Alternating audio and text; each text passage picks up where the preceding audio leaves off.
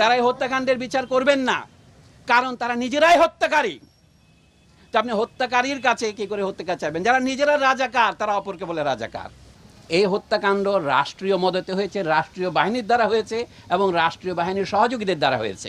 দেশের civil service থেকে শুরু করে সমস্ত সরকারি চাকরিতে সকলের বৈধভাবে প্রতিযোগিতা করার অধিকার থাকবে কি থাকবে না, সেই প্রশ্নটা অরাজনৈতিক প্রশ্ন নয়, এটা একটা রাজনৈতিক প্রশ্ন।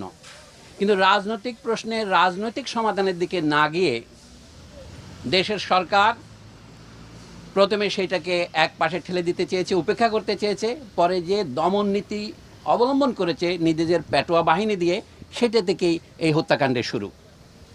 আমরা প্রথমেই পরিষ্কার করে বলতে চাই, এই হত্যাকাণ্ড রাষ্ট্রীয় মদতে হয়েছে, রাষ্ট্রীয় বাহিনীর দ্বারা হয়েছে এবং রাষ্ট্রীয় বাহিনীর সহযোগীদের দ্বারা হয়েছে, যাদেরকে আমরা বলতে পারি প্রাইভেট বাহিনী। এর বিশ্বাসযোগ্য তদন্তের জন্য অবশ্যই বর্তমান পরিস্থিতিতে আন্তর্জাতিক তদন্ত দরকার।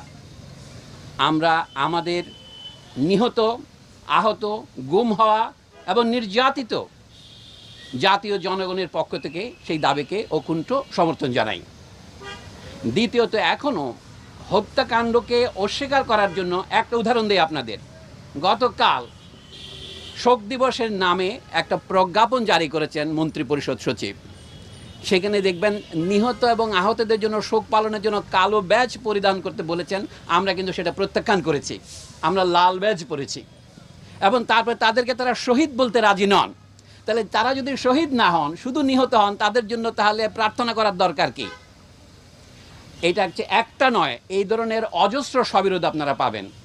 সরকার এখন এই হত্যাকাণ্ডকে জায়েজ করবার জন্যে যে অজুহাত ব্যবহার করছেন, যে তারা মেট্রো রেল স্টেশনে হামলা করেছে, সেতু ভবনে হামলা করেছে, অথবা বাংলাদেশ টেলিভিশন ভবনে হামলা করেছে। আমাদের জ্ঞানী বিশ্লেষকরা, যেমন ব্রিগেডিয়ার জেনারেল শাখাওয়াত হোসেন, তার পরিষ্কার করেছেন এইগুলিকে বলা হয় কি পয়েন্ট ইনস্টলেশনস, কেপিআই। এগুলি রক্ষার জন্য সরকার কোনো পূর্ব ব্যবস্থা গ্রহণ করেনি, অথবা করলেও যথাযথ ব্যবস্থা গ্রহণ না করার ফলে এর দায় কে বহন করবে? তাদেরকেই বহন করতে হবে।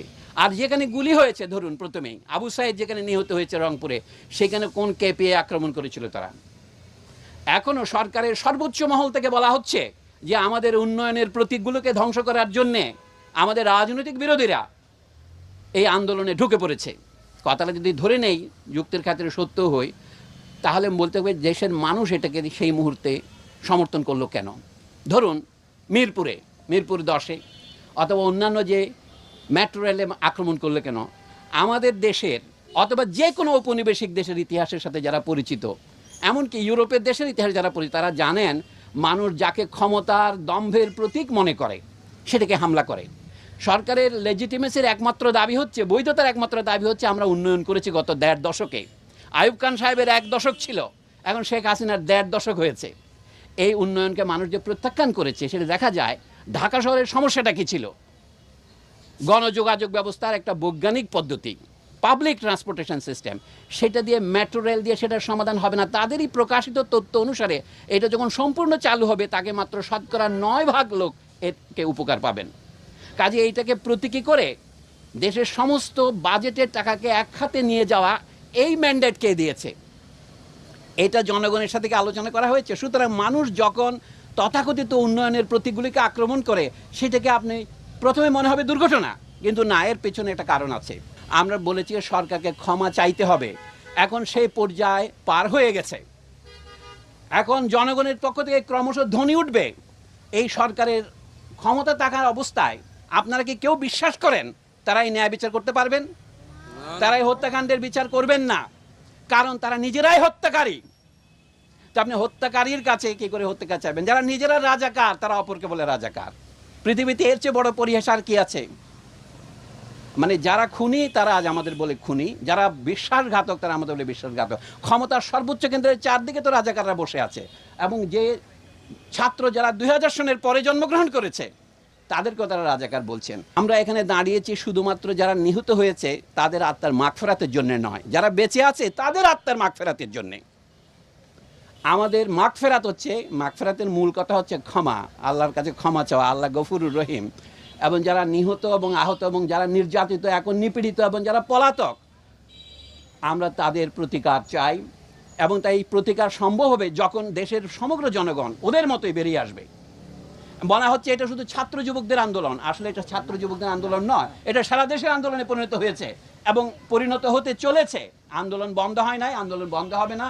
আমরা আজকে শিক্ষক হিসেবে দাঁড়িয়েছি, কিন্তু আমরা শিক্ষকতার বাইরেও আমাদের সামাজিক ভূমিকা আছে। আমরা তো ভোটারও বটেই। এবং সবচেয়ে আমি একটা আত্মসমালোচনা করব, আমরা আমাদের যথাযথ ভূমিকা পালন করিনি। একটা কথা আপনাদের বলি, আমাদের একটা ধারণা ছিল বেসরকারি বিশ্ববিদ্যালয়ের ছেলে মেয়েগুলো ফার্মের মুরগি, ওরা রাজনীতি করে না, এটা ঠিক, ওদেরকে রাজনীতি করতে দেওয়া হয় না, উৎসাহিত করা হয় না। আজকে আমরা অবাক হলাম যখন সরকারি বা পাবলিক বিশ্ববিদ্যালয়গুলিতে সরকারি বাহিনীর হামলার ফলে সাধারণ ছাত্ররা জেগে উঠলো তাদের বিরুদ্ধে।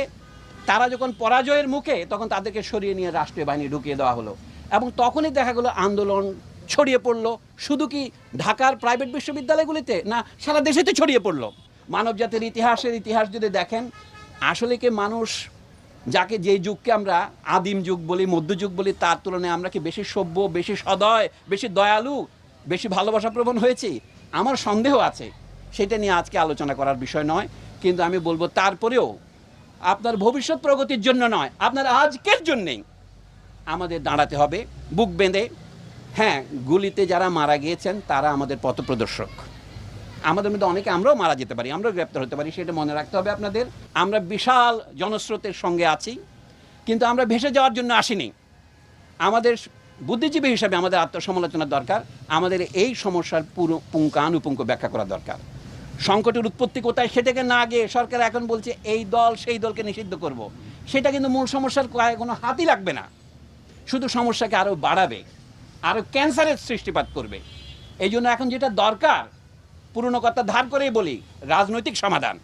রাজনৈতিক সমাধানের প্রথম পদক্ষেপ হচ্ছে বর্তমান সরকারকে নিঃশর্তভাবে ক্ষমা প্রার্থনা করে পদত্যাগ করতে হবে।